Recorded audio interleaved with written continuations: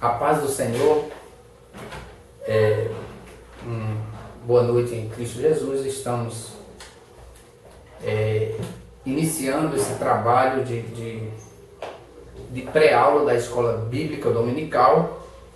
Hoje estamos fazendo a primeira gravação da pré-aula da Escola Bíblica Dominical e estamos assim um pouco tentando se familiarizar, né, com a câmera, como estamos iniciando, mas acredito que Deus nos abençoará e desenvolveremos da forma positiva em pouco tempo, pouco dia. Então, como eu ia falando, a paz do Senhor para você que está aí do outro lado, está olhando esse vídeo.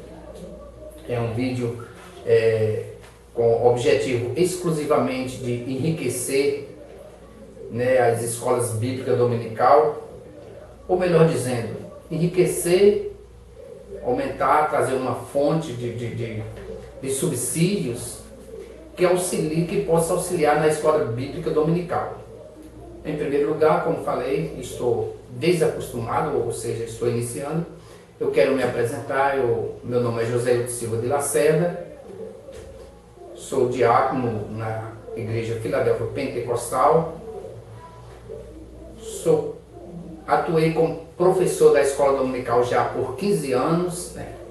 E Deus propôs no coração de fazer esse trabalho, né? Temos como pastor presidente do nosso ministério o pastor Edivaldo Diniz, né, com sede em Patos e filiais em diversas cidades circunvizinhas, e eu pertenço à igreja da cidade de Coremas.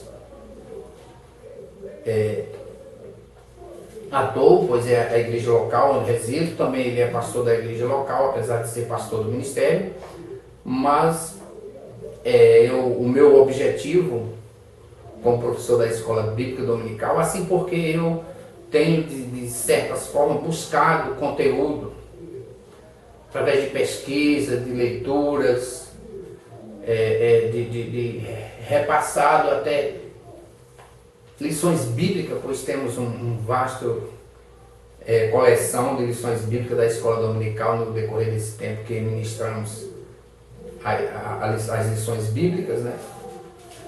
E isso faz com que possamos coletar uma boa parte de informações que estão fora do conteúdo escrito da lição, mas estão fora dos escritos da lição, mas estão dentro do contexto da própria lição. Assuntos maravilhosos, como algumas listas, algumas listagens de passagens bíblicas que enriquecem o conteúdo da lição. E hoje estamos iniciando com a lição de número 9, a lição que foi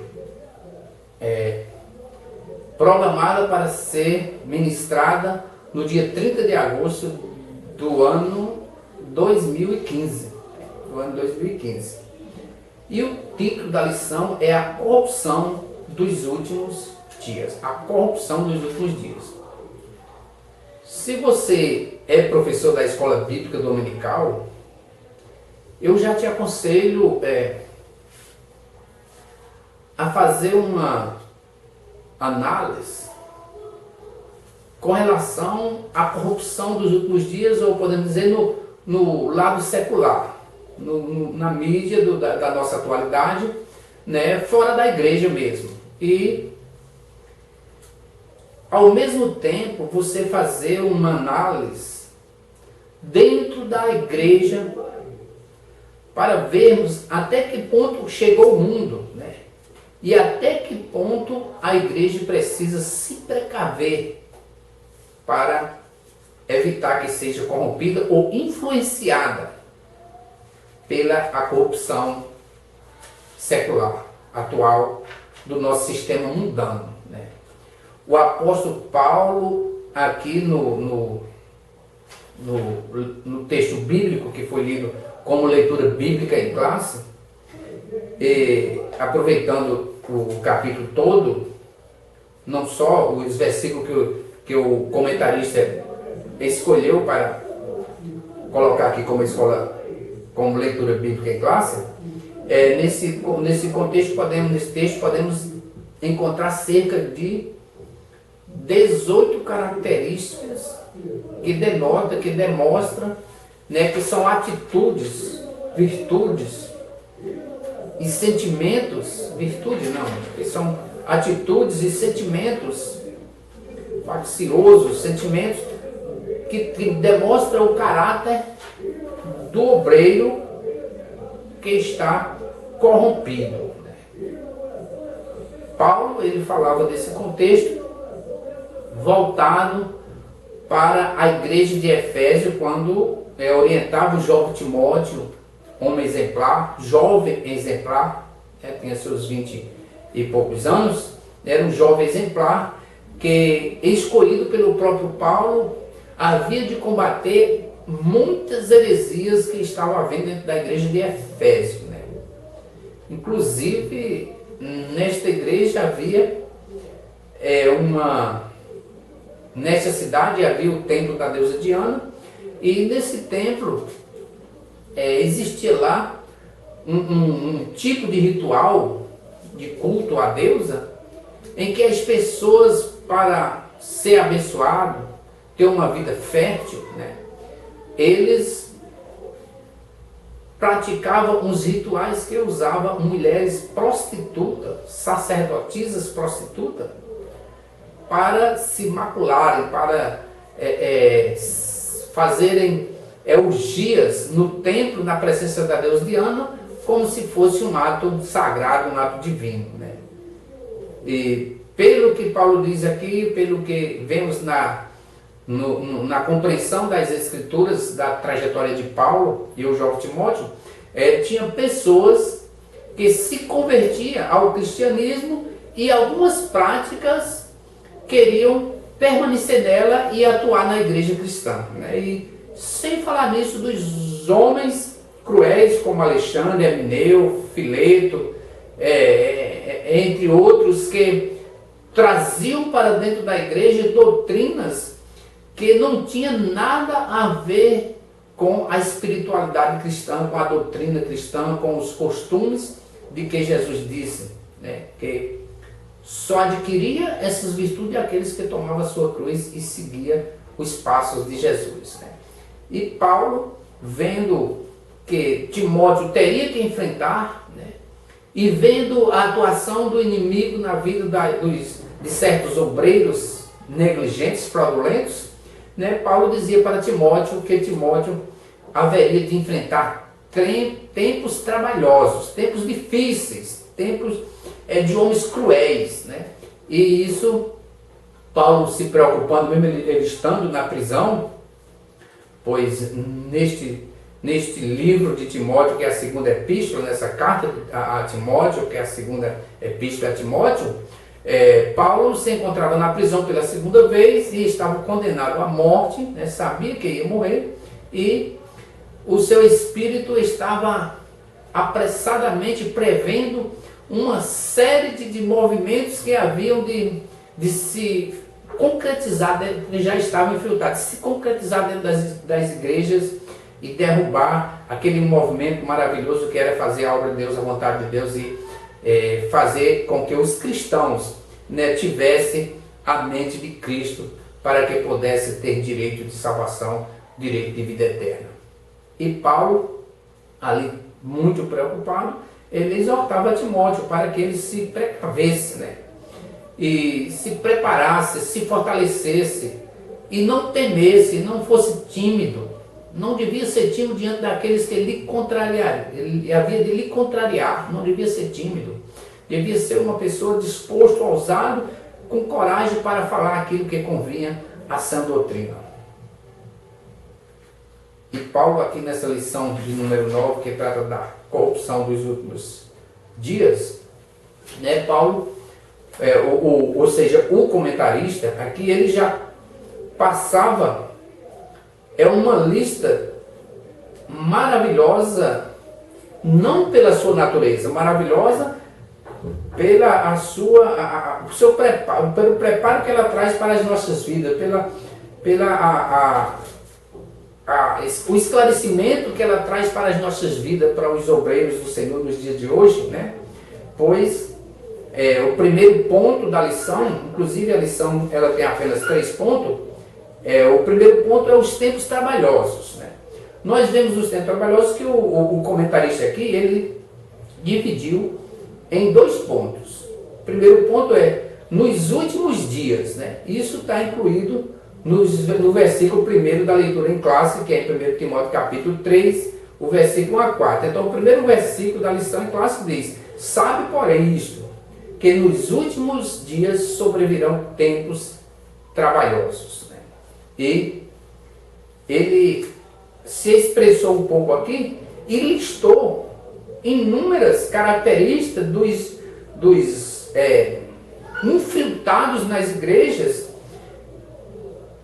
uma lista das características dos líderes infiltrados na igreja que trazia esse grande trabalho para o jovem Timóteo pôr a igreja em ordem. Em primeiro lugar, ele citou que esses homens seriam amantes de si mesmos.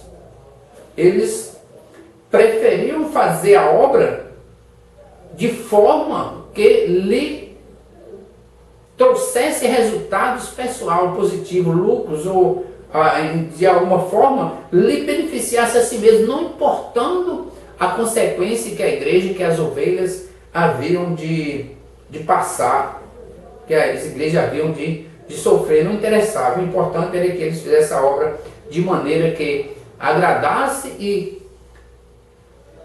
viesse a coincidir com os seus pensamentos, com as suas vontades, os seus desejos. Então ele numerou outro aqui na letra B, foi avarentos, homens que estavam na igreja com a única finalidade, como nos dias de hoje, né? Homens que estavam com a única finalidade de arrecadar dinheiro para si, muitas vezes usando o nome de Deus, usando muitas vezes a palavra de Deus, se aproveitando da fé dos irmãos que criam e queriam uma vida transformada, queriam seguir os passos e as orientações dos seus líderes para arrancar deles proveitos, dinheiro, né? Eram homens avarentos. Na primeira eles amantes mesmo porque eles não queriam prestar uma assistência aos necessitados, né? A preocupação unicamente era com aqueles que lhe traziam resultados financeiros, lucros exorbitantes que, de certa forma, lhe enriquecia aqui neste mundo. Na letra C ele colocou outra opção na lista, que foi presunçosos e soberbos. Né? Presunçosos e soberbos são homens orgulhosos, homens arrogantes, que julgam ser superior aos outros. Né? Isso era uma das coisas que estava acontecendo.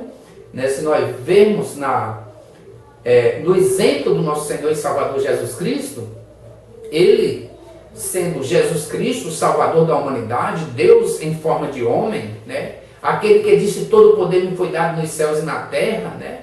Ele disse: eu não vim para ser servido, eu vim para servir, eu vim para fazer ou sanar, suprir a necessidade daqueles que precisam das bênçãos divinas. Jesus veio com esta única finalidade. E como exemplo da sua humildade, ele chegou a lavar os pés dos seus discípulos, provando de que ele não veio com o intuito de ser maior do que ninguém, ser superior aos outros. Né? E algumas passagens bíblicas, não lembrando a referência no momento, né, Jesus disse: assim como eu fiz, façais vós também. Assim como eu fiz, façais vós também. Né? Se alguém quer ser o maior no reino de Deus, seja o menor, que você alcançará a maior posição no reino de Deus. Né? Se alguém quer ser servido, primeiro sirva ao seu próximo, ame ao seu próximo, tome cada dia a sua cruz e siga as pisadas de Jesus. Né? Ser um obreiro, um ministrador da palavra, ele tem que ministrar e viver aquilo que realmente prega, que vive, né? Pois sabemos que Deus abomina a altivez e que a soberba precede da ruína, né? Isso você pode encontrar no livro de Provérbios, capítulo 6, versículos 16 e 17. Sabemos que Deus abomina a altivez, homem orgulhoso, homem que se julga superior aos outros, são arrogantes, né? Homens que atuam com altivez no meio da irmandade, né? Ele disse aqui a palavra do Senhor, que o Senhor abomina a altivez e que aborrece, e que a soberba precede a ruína. Então ele acrescentou mais um item, ou seja, uma característica do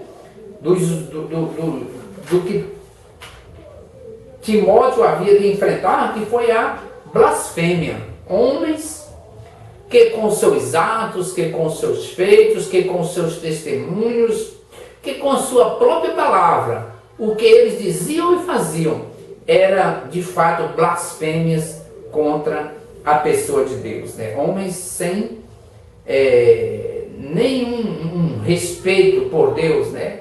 Porque blasfêmia é a ofensa verbal a Deus, porém ela não se limita em palavras. Jesus ensinou que para a blasfêmia contra o Espírito Santo não haverá perdão. Isso ele falou em Mateus no capítulo 12, o versículo 31. Outra característica dos obreiros que poderiam estar infiltrados na igreja, ou seja, que estavam infiltrados. Interessante que a gente falando dessa forma da igreja de Éfeso, até parece que o conteúdo que Paulo se expressava dirigido ao jovem Timóteo, ele estava falando daquela época, daquele tempo, né? Mas que essa palavra Paulo já enfrentava, Jesus já enfrentava, né? E mostrava o caráter do verdadeiro obreiro, defensor da obra de Deus, quando Jesus chegava em certas vezes e dizia: raça de víboras, quem vos ensinou a fugir da ira futura? Pois para essas pessoas está preparado coisas que eles jamais pensariam em acontecer. Como, por exemplo, o Senhor há de dizer: nunca vos conheci. Apesar de eles ter dito na presença, ou vão dizer na presença do Senhor: Senhor, nós não expulsamos os demônios em teu nome, não falamos novas línguas, não fizemos milagres, maravilhas, tantas coisas em teu nome. Sim, fizeram em nome, porque o nome de Jesus faz coisas, mas eles eram pessoas incapazes de estar na presença de Deus. Usaram o nome de Deus para fazer certas obras que até espirituais, mas os seus feitos não coincidiam com o que eles pregavam, né? E isso são atitudes que blasfemam o nome de Jesus. Mas eu não vi fulano pregando, fazendo isso e aquilo, e no entanto se sabe que aconteceu isso, e ele procedeu de tal forma, indigno de um servo ou de um ser espiritual. Outra coisas aqui interessantes, características que o escritor escreveu aqui, listou para nós aqui, foi que essas pessoas, outros como desobedientes a pais e a mães e ingratos. Desobediente a pais e a mãe e ingratos. São coisas que nós estamos enfrentando no dia a dia, né? Está infiltrado dentro da igreja, né? São péssimos exemplos na família, pois não honram seus pais e mães. São ingratos com Deus, os pais, os amigos e a igreja e todo o ministério. Quer dizer, nós temos que combater esse tipo de coisa, pois não coincide com a vontade dos cristãos, dos filhos de Deus, que devem se comportar, honrar o seu pai e a sua mãe, e será acrescentado os vossos dias sobre a terra. A sexta item da lista foi profanos e sem afetos naturais, né? Profanos e sem afetos naturais. E o sétimo, ele citou aqui mais 4 características no sétimo. Ele juntou irreconciliáveis, pessoas que você luta para que eles cheguem a uma determinada compreensão do que é realmente o cristianismo, e o seu eu, as suas atitudes, as suas filosofias falam muito mais forte do que o Espírito Santo, do que a palavra de Deus. Eles são irreconciliáveis com a verdade, caluniadores, incontinentes e cruéis, né? Sem piedade do rebanho, sem dó, né? Antes preferem estar agindo segundo as atitudes de quem ama a si mesmo. Pois bem, nós na lista que o escritor citou aqui, extraído de dentro da leitura bíblica em classe, nós encontramos aqui avance de si mesmo: 1, 2, 3, soberbo, 4, 5, 6, 7, 8, 9, 10, 11, 12, 13, 14 e 15 características das pessoas que traziam trabalhos para os obreiros naquela época. E como eu falei, não estava dirigido somente à igreja da época. Este conteúdo tem um sentido escatológico, pois apontava para a igreja futura, que hoje é presente, e continua apontando para a igreja futura, que virá segundo as próximas gerações, pois se Cristo tardar, então virá segundo as gerações. Se ele vir hoje ou amanhã, ou em breve, então encerra por aqui, mas o conteúdo é um conteúdo escatológico. Talvez você diga que é uma lição, principalmente você que é professor da escola dominical, e o conteúdo é um conteúdo um pouco resumido, né? Esse primeiro capítulo nos traz uma explanação melhor se fôssemos analisar cada problema desse, cada característica dessa, cada ato que uma pessoa que contém essa característica pode fazer dentro da igreja para querendo ou sem querer prejudicar, perverter a fé, cauterizar a mente dos incautos. Então teríamos muito conteúdo desse primeiro ponto, mas temos o segundo, que é um exemplo, Paulo, um exemplo de obreiro em tempos difíceis. Um obreiro exemplar é o primeiro parágrafo. O segundo é modo de viver de Paulo, intenção, fé, longanimidade e amor. São mais 3 tópicos que se encontram neste segundo ponto, né? O terceiro ponto, ele já fala o ensino da palavra de Deus em tempos difíceis, né? Trazendo, dividido em 3 subtópicos, né? E os 3 subtópicos, o primeiro é o seguinte: o valor do ensino bíblico, né? O valor do ensino bíblico. Você lendo isso aqui, você vai extrair aqui uma compreensão de fato do tamanho do valor do ensino bíblico para a vida da igreja, para a vida cristã. E o segundo é combatendo o espírito do anticristo com a palavra de Deus, pois o espírito do anticristo atua nos nossos dias atuais dentro da igreja, assim como atuava na igreja de Éfeso e nas outras igrejas, segundo as cartas que Paulo escreveu.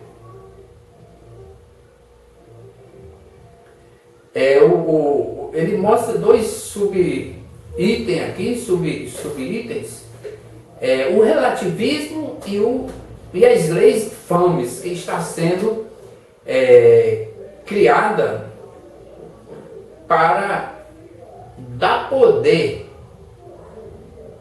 às autoridades da nossa sociedade secular, poder para que elas possam com isso punir as igrejas por não exercer certas correção no meio da sua própria igreja, pois irão se introduzir dentro da igreja atos como casamento homossexual. Já tem até igreja, mas essas não são as igrejas que enfrentam esses problemas. Esse caso já tem essa igreja porque elas já são igrejas corrompidas, dirigentes corrompidos, fraudulentos, homens que praticam as mesmas atitudes, mas no seio da igreja de Cristo, né, eles vão ter que enfrentar por conta de leis criadas que obrigará o casamento do homossexual e proibirá a pregação contra o sodomismo e o e a cidade de Gomorra, ou seja, sobre os atos que o povo daquela época passava, já está tramitando leis para proibir que as pessoas preguem contra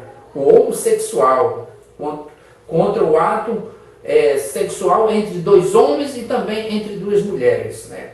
E até, como nós vemos nas escolas, segundo uma professora que ministrando em um certo colégio, conversando conosco, na escola bíblica dominical mesmo, ela citou que lhe foi dado livros para que elas escolhessem um livro para ministrar uma aula dentro daqueles livros. E o livro que ela escolheu, sem saber, estava ensinando 3 tipos de família que existe, que deve existir, que existe, desfazendo da família que foi criada pelo próprio Deus. Deixará o homem, o seu pai e a sua mãe, unir-se-á a sua mulher e serão ambos uma só carne. E ela dizendo que através daquele livro teria que mostrar a família criada por 2 homens, a família criada por 2 mulheres e a família criada por héteros, né, por pessoas de sexos diferentes, né. Isso são leis absurdas, né. E o relativismo também tem trazido prejuízo grande para as igrejas, né, pois nem tudo é relativo. Nem tudo é relativo. E o item 3 trata-se da palavra de Deus e suas referências éticas, né? A palavra de Deus e suas referências éticas. Estas éticas, de que trata essas referências à palavra de Deus, né? Que não vamos entrar em detalhe no momento, são elas que devem reger, governar, orientar e passar a reger o espírito do verdadeiro cristão. Então, nós vemos aí, como eu ia falando, o escritor citou essa lista aqui de 15 características, apesar de que o capítulo se encontra cerca de 18 características, né? Mas se você, como eu ia dizendo, se você acha que na sua lição não tem um conteúdo suficiente para suprir o tempo da demanda da sua escola bíblica, ou seja, o conteúdo não te abre muito espaço, ou seja, você não teve tempo de pesquisar, não fez ainda algumas anotações que possam enriquecer o conteúdo, né? Eu vou te passar aqui lista de conteúdos, ou lista contidas no Novo Testamento, que demonstra as características das pessoas ou dos obreiros fraudulentos dos últimos tempos. Se você abrir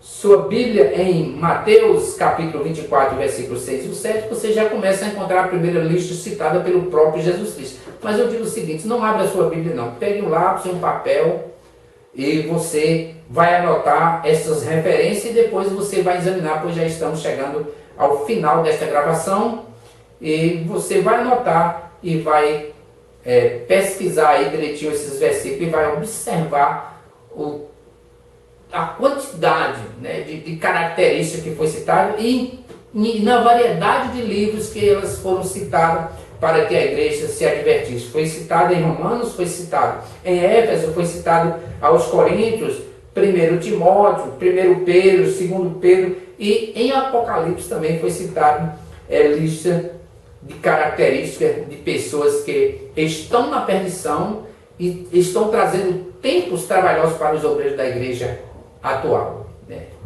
Mateus capítulo